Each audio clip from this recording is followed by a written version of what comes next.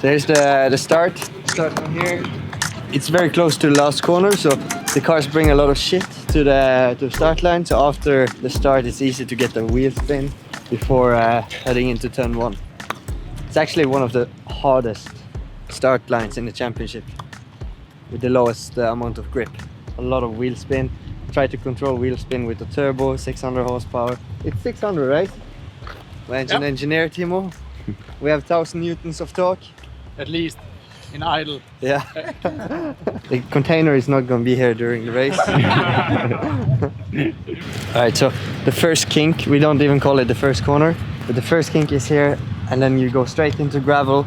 The famous corner here in ESTERING is where Kevin Eriksson, we show it right now. Corner here in round the outside, Matthias Patter on the outside here. Great move. What nobody remembers is that I actually overtook 3 people as well going on the inside. You can watch one more time here. I actually overtook 3 people as well. The tricky part is that you brake on gravel. It's really slippery and you need an early rotation, so you need to brake early, throw the car in, pitch it with the handbrake and get it correctly and be on power when the tarmac starts. And also when we drive on the gravel, you get gravel on the tires, you get gravel in the bumpers and in the fenders, and when you get to the tarmac, you hit the tarmac and you kind of releases the dirt.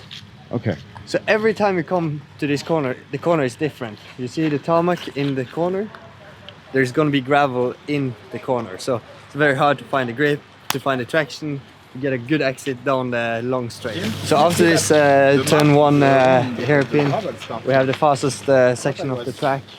Acceleration on gravel, into tarmac, long straight, barriers on both sides. Full throttle. So to keep the traction, to get the traction here, you short shift, go in higher gears to make the drive shaft go easier and faster. In that way the car will find traction and you will get higher speed. If you go on the higher revs, drive shafts and all the shafts are like very tight and there's a lot of tension. There's a lot of wheel spin and you wouldn't like that. You don't get the same traction. Now I'm giving you all the tricks. Yeah. 2016 when we had a broken steering arm on the Focus. All the tricks. Yeah. Coming down here in 160 kilometers per hour. You know, it's not wide here.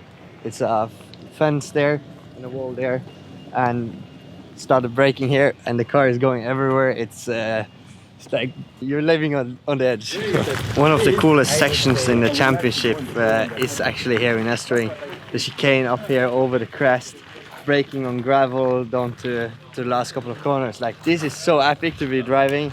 You can play with the 600 brake horsepower car, all-wheel drive, sliding, pitching it in. It's so much fun. Like this, when you are alone on this track, when you're in the lead, this track is so much fun. It's unbelievable.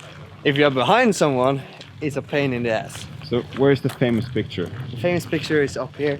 Normally it's get rutted up, so we hit the ruts, and you can see, like on that picture, you can see it here. If you see it one more time, I have a puncture on left front, fender is hanging off, 3 wheels in the air, so it's just insane. And also, you see, the gravel here is like stones.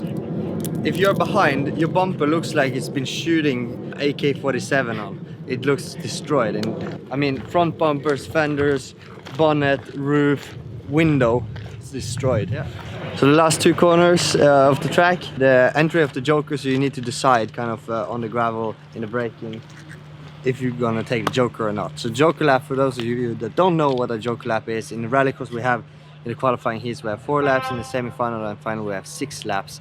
Inside one of those laps you need to do the joker 1 time to create more gaps in the driving and overtaking possibilities. It's pretty cool. Joker, normal line. The joker is also very much slower than the normal line. The joker is on gravel, very tight. When it's wet here, it's almost impossible to get any kind of traction. You kind of stop the car before you go again. So you come in here with a bit of a pitch, a bit of angle, and you rotate the car with the handbrake, kind of stop the corner, try to be as straight as possible. What is new this year is that we have a new concrete fence on the outside. What is this line? This is the finish line. So like back here is the line, and here is the finish line for the spectators. But the finish line is like a little bit closer Oh, really? to the Joker than the normal line. 2014, it looked on the TV that Matthias was ahead of Solberg. He was like this much behind. So it was a really close finish line, finish race in 2014. When you're coming out to the Joker, do you see the people coming? No, but if you are in the normal line, you see the Joker. Yeah. But the thing is, like, the reason why it's quicker to take the Joker here in the last lap is, let's say if you take it in lap 2, you lose a lot of speed all the way into the first corner compared with you take the normal line. If you take the Joker in the last lap, you don't need to lose that much. Ah. If you understand what I mean. Yeah, smart. So, Smart. because the Joker is so slow and you lose so much exit speed, it's better to just remove that, take it the last lap, you gain probably 4/10, half a second, than to take the Joker in lap 2 or 3 or 1. Yeah, it's complicated. Yeah, it's math. It's math. So that was the race track for the weekend here in ESTERING. It's famous, it's cool, it's badass. I can't wait to go racing, but now I will get ready and prepare for tomorrow.